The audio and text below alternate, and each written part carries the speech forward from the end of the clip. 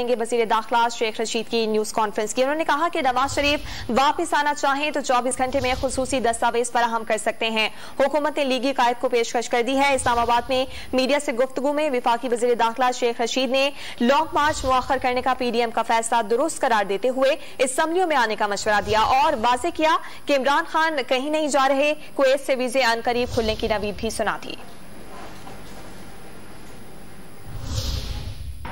अगर नवाज शरीफ साहब को एमरजेंसी ट्रैवलिंग डॉक्यूमेंट चाहिए तो हम 24 घंटे में इस्लामाबाद आने के लिए या पाकिस्तान के किसी जगह आने के लिए वो जारी कर सकते हैं। बाकी सेहत और बीमारी और ज़िंदगी मौत ये अल्लाह का मसला है और मौजूदा हुकूमत के ख़िलाफ़ एजेंडा तो उनका एक ही था, इमरान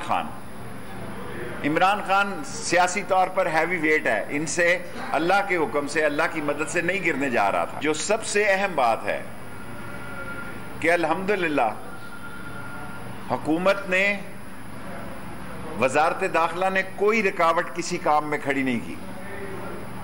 एक मसला है, उन्होंने खुद अपना पासपोर्ट रिन्यू नहीं करवाया नवाज शरीफ साहब ने, हम वो शॉर्ट नोटिस पर जारी करने के लिए तैयार हैं जिसमें वो सिर्फ पाकिस्तान आ सकेंगे। आज नून लीग में 2 सियासी सोच के ग्रुप है, बेशक उसका इकरार करें या इनकार करें, और वो ख़ानदान के अंदर ही है।